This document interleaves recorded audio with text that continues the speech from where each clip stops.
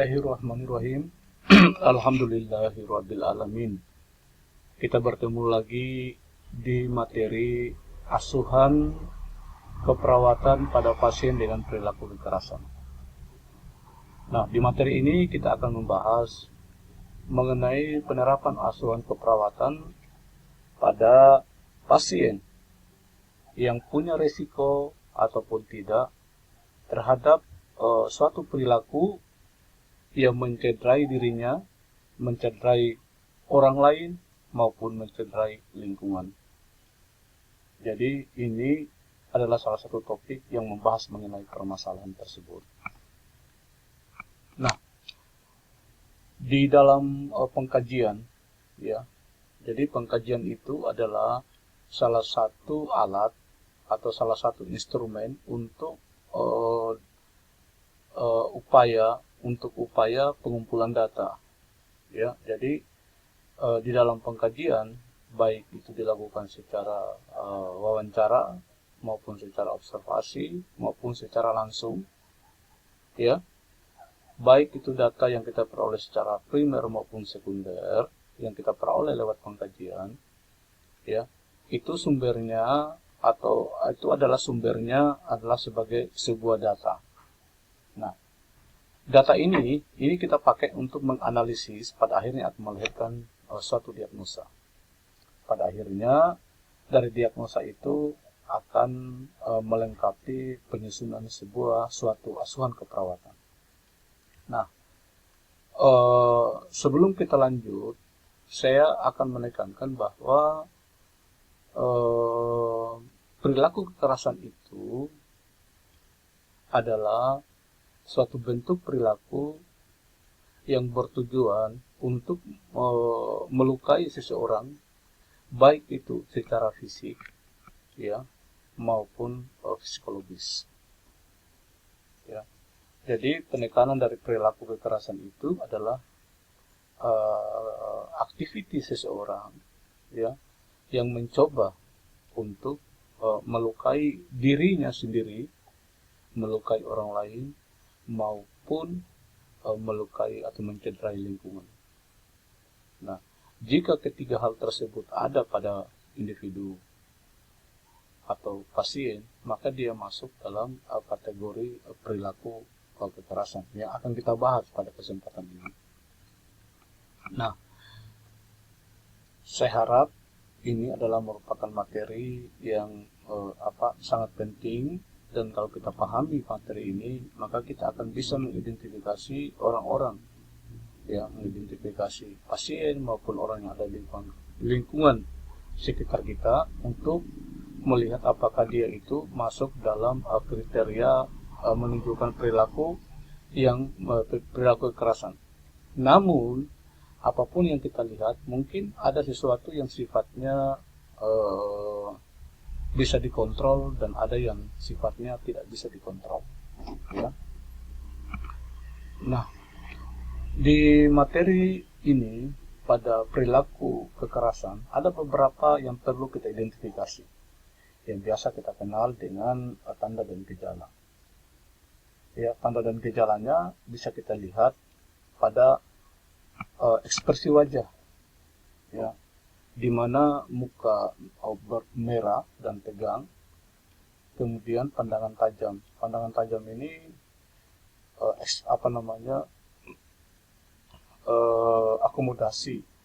akomodasi matanya itu agak tinggi, jadi dia terlihat agak fokus. Jadi pandangan tajam melihat sekelilingnya dengan sorotan maksudnya pandangan tajam. Kemudian mengatupkan rahang dengan kuat, ini adalah tanda dan gejala. Kemudian mengepalkan tangan, jalan mondar-mandir, bicara kasar, ya, suara tinggi, menjerit atau berteriak. Ini adalah ciri, ya. Ya. Tapi di lingkungan kita biasa temukan ini, bicara kasar, suara tinggi, menjerit atau berteriak. Tetapi masih sesuatu yang sifatnya adaptif. Tetapi kalau sesuatu yang sifatnya maladaptif, cirinya adalah mencederai dirinya, orang lain dan lingkungan, maka itu perlu diwaspadai. Ya, kalau hal ini kita temui misalnya di ruangan tempat kita praktek, maka perlu tindakan intervensi yang spesifik. Ya. Kemudian ciri dan tanda dan gejala berikutnya adalah mengancam, ya, baik yang dilakukan secara verbal ataupun fisik. Ya. Kemudian melempar atau memukul benda atau orang lain. Nah, 8 kriteria atau 9 kriteria ini adalah ini adalah masuk dalam tanda dan gejala dari perilaku kekerasan. Nah, dari tanda dan gejala yang bisa kita amati, maka akan melahirkan 2 diagnosa. Ya, diagnosa yang biasa muncul adalah resiko perilaku kekerasan dengan perilaku kekerasan. Nah, di resiko perilaku kekerasan dan perilaku kekerasan ini nanti yang akan kita tindaki pada materi pada selanjutnya, pada pertemuan kita ini akan kita bahas. Nah, apa sih tindakan keperawatannya? Ya, tindakan keperawatan yang biasa muncul yang perlu kita berikan pada pasien-pasien dengan tanda-tanda gejala tersebut adalah mendiskusikan permasalahan ini. Ya, kita harus diskusikan kepada klien. Ya, kita diskusikan bersama pasien bagaimana penyebab perilaku kekerasan baik saat ini dan masa lalu. Ya. Kemudian mendiskusikan bagaimana atau apa sih yang dirasakan oleh pasien jika terjadi penyebab perilaku kekerasan. Kemudian ini itemnya adalah diskusi. Ya, yang perlu kita diskusikan juga adalah tanda dan gejala perilaku kekerasan secara fisik. Diskusikan tanda dan gejala perilaku kekerasan secara psikologis. Kemudian diskusikan tanda dan gejala perilaku kekerasan secara sosial. Diskusikan tanda dan gejala perilaku kekerasan secara spiritual. Diskusikan tanda dan gejala perilaku kekerasan secara intelektual. Jadi intinya adalah tindakan keperawatan itu kita butuh komunikasi, ya, kepada klien. Kenapa penting komunikasi ini? Adalah untuk menjalin hubungan keakraban antara pasien dengan terapis. Ya. Karena dengan diskusi, ya, pendekatan pribadi, pendekatan interpersonal kepada pasien itu akan membuka pasien atau membuat pasien itu merasa terbuka, sehingga apapun yang dirasakan oleh klien, apapun yang dipikirkan oleh klien itu bisa kita identifikasi, ya. Dari mana? Dari diskusi yang kita laksanakan tadi, ya. Nah, ketiga adalah diskusi bersama pasien mengenai perilaku kekerasan yang biasanya dilakukan pada saat marah. Ya, itemnya adalah bagaimana pengungkapan verbalnya saat dia mengungkapkan permasalahan yang dialami, kemudian bagaimana apa yang dirasakan terhadap orang lain, terhadap dirinya sendiri, dan terhadap lingkungan. Nah, tindakan berikutnya adalah kita diskusikan bersama pasien akibat perilaku kekerasan. Ya, saya kira ini penting diskusi, karena kenapa diskusi ini sebetulnya membuat perawat dan pasien itu terjalin hubungan yang akrab, sehingga ketika hubungan itu terjalin, maka keterbukaan pasien untuk mengungkapkan apa yang dialami baik secara verbal maupun nonverbal itu bisa kita identifikasi. Di samping diskusi itu, ya ada unsur yang terpenting yang perlu kita ketahui, bahwa bukan hanya diskusi antara pribadi, tetapi sangat penting juga kita mendiskusikan bersama pasien bagaimana mengontrol perilaku kekerasan itu, baik itu fisik, kemudian bagaimana penggunaan obat, kemudian sosial verbal. Sosial verbal itu adalah bagaimana dia berkomunikasi, berinteraksi dengan lingkungan, ya, berinteraksi dengan lingkungan, apakah pasien itu mampu atau bisa menyelesaikan diri atau tidak. Nah, ini spiritual adalah kegiatan beribadah dari pasien, kemudian pasien itu sendiri bagaimana dia bisa menginteraksikan semuanya, mengharmoniskan semuanya, yaitu mulai dari aspek fisiknya, penggunaan obat, kemudian bagaimana dia berperilaku atau berinteraksi dalam masyarakat atau teman-temannya atau kepada petugas kesehatan yang lain, kemudian bagaimana kegiatan peribadatan yang dilakukan oleh pasien itu. Nah, jika misalnya ada pasien atau pasien yang kita rawat itu menunjukkan perilaku kekerasan, ada beberapa tindakan yang perlu kita berikan, yaitu tarik napas dalam, atau kalau tidak adalah pukul kasur dan bantal, kemudian kegiatan fisik yang lain. Misalnya pasien itu disuruh membersihkan ruangan, atau disuruh menulis, ataupun kegiatan-kegiatan yang lain yang menyangkut kegiatan-kegiatan fisik. Karena semua ini sebetulnya bertujuan untuk mengalihkan, ya, perhatian pasien dari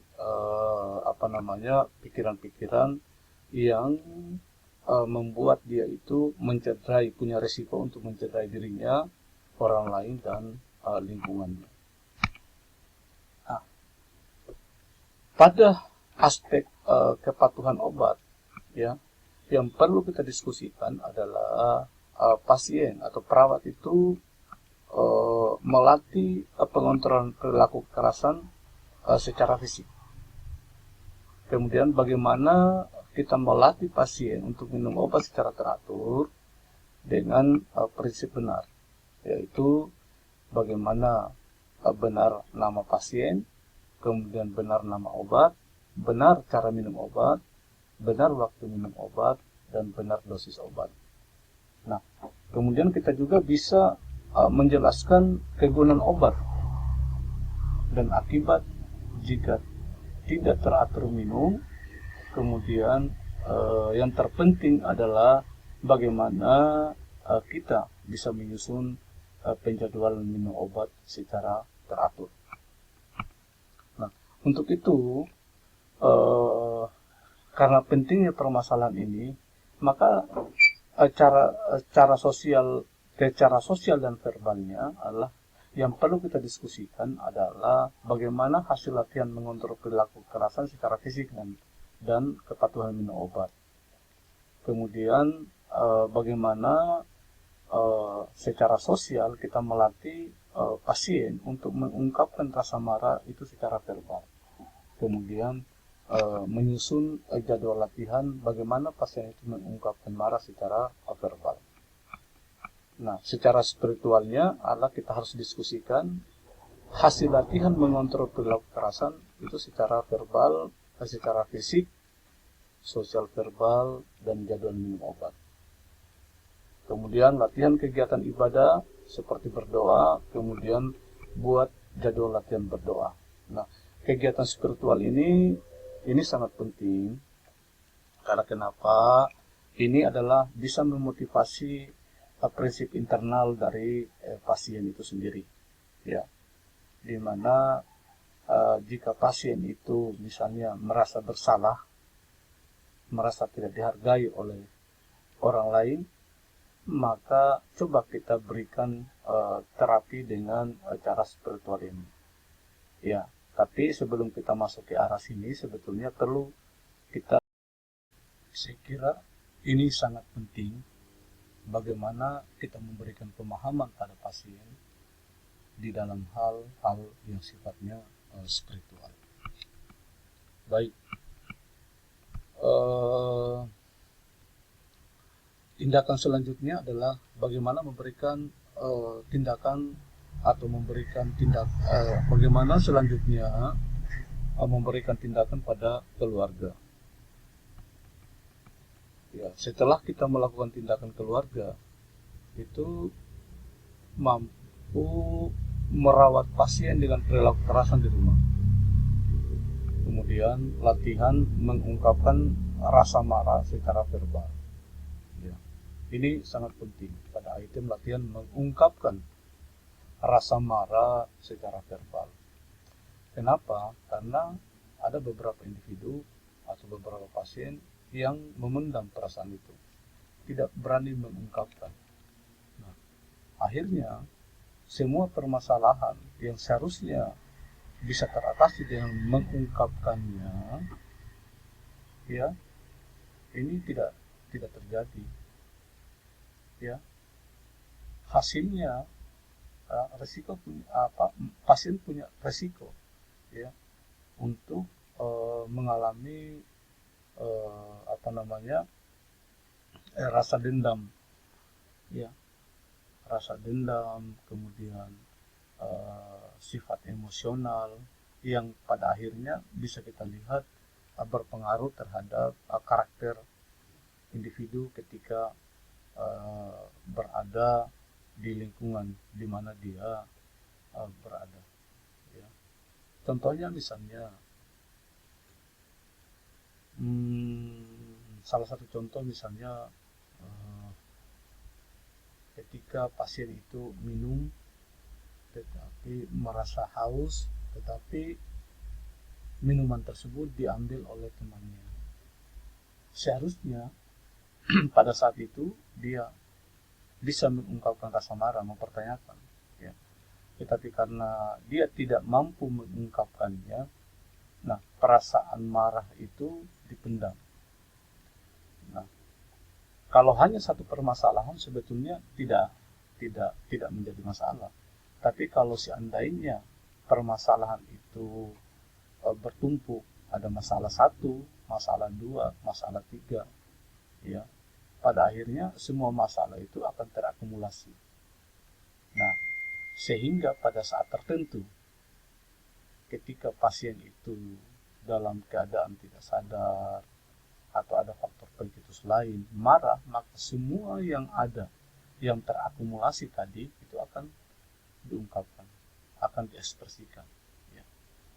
Nah, ini bahayanya. Makanya kita sebagai seorang terapis, sebagai seorang perawat, ya, ketika kita berdiskusi dengan pasien yang punya resiko perilaku kekerasan, ya, kita berusaha bagaimana, ya, kita melakukan pendekatan kepada pasien, kita melakukan pendekatan kepada user, ya, kepada pasien, supaya dia bisa mengungkapkan, ya.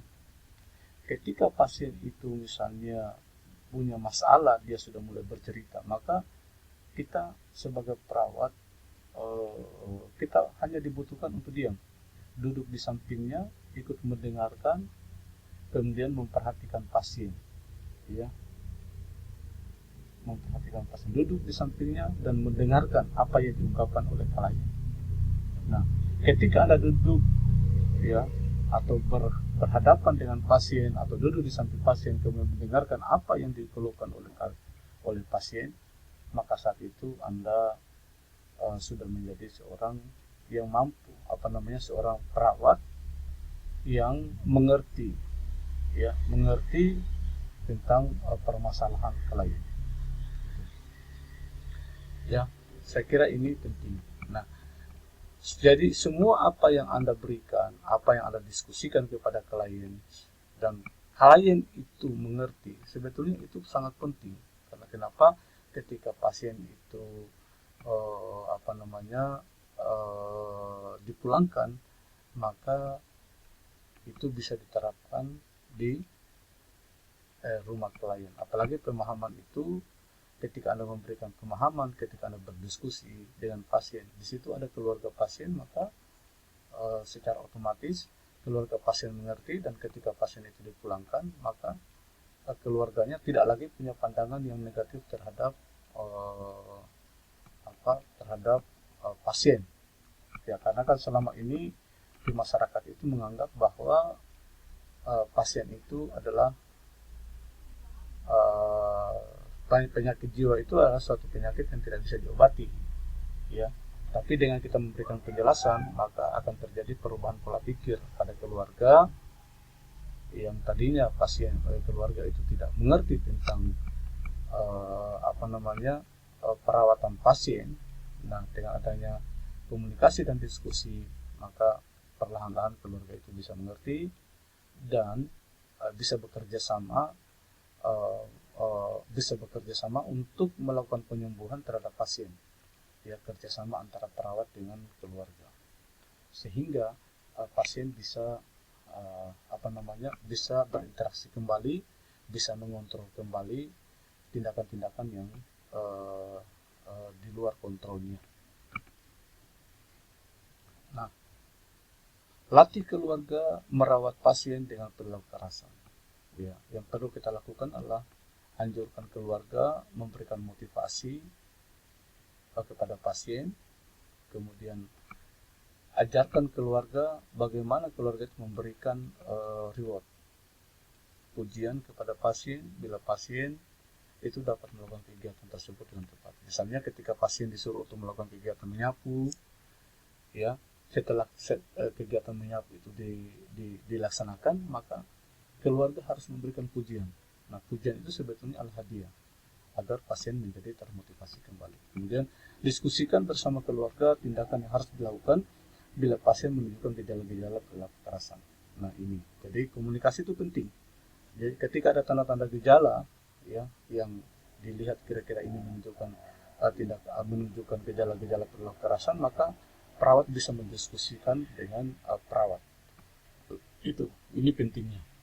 Nah, jika ini ketiga item ini sudah kita laksanakan, itu masuk dalam kriteria pelatihan keluarga bagaimana dia melakukan perawatan terhadap perilaku kekerasan.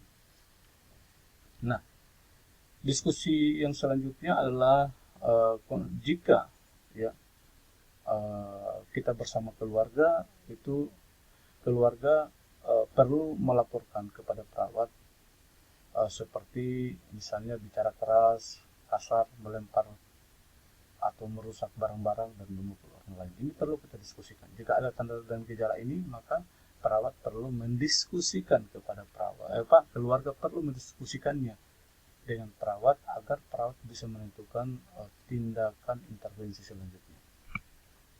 Ya, saya kira itu mungkin, ya. Nah, evaluasi yang perlu kita berikan adalah pasien mampu, ya, menyebutkan penyebab, tanda, gejala PK, kemudian PK yang biasa dilakukan, akibat PK, dan akibat dari PK itu sendiri. Kemudian pasien mampu menggunakan cara mengontrol perilaku kekerasan, ya, secara teratur sesuai dengan jadwal. Baik itu dilakukan secara fisik, ya, kemudian secara sosial verbal, secara spiritual, kemudian dengan terapi psikofarmaka. Nah, evaluasi pada keluarga yaitu diharapkan keluarga itu mampu mencegah terjadinya PK, menunjukkan sikap, mendukung dan menghargai, kemudian memotivasi dalam mengontrol PK, dan mengidentifikasi perilaku yang harus dilaporkan kepada perawat. Nah, dokumentasinya adalah perilaku kekerasan itu dapat dilakukan, ya, pada format pengkajian. Nah, ini format pengkajiannya bisa kita lihat, ya. Nah, ini harus diisi dan dicentang sesuai dengan apa yang dikeluhkan atau apa yang diungkapkan baik secara verbal maupun secara non verbal oleh pasien. Itu, ya. Nah, saya kira mungkin itu pertemuan kita mengenai perilaku kekerasan, ya. Jadi apa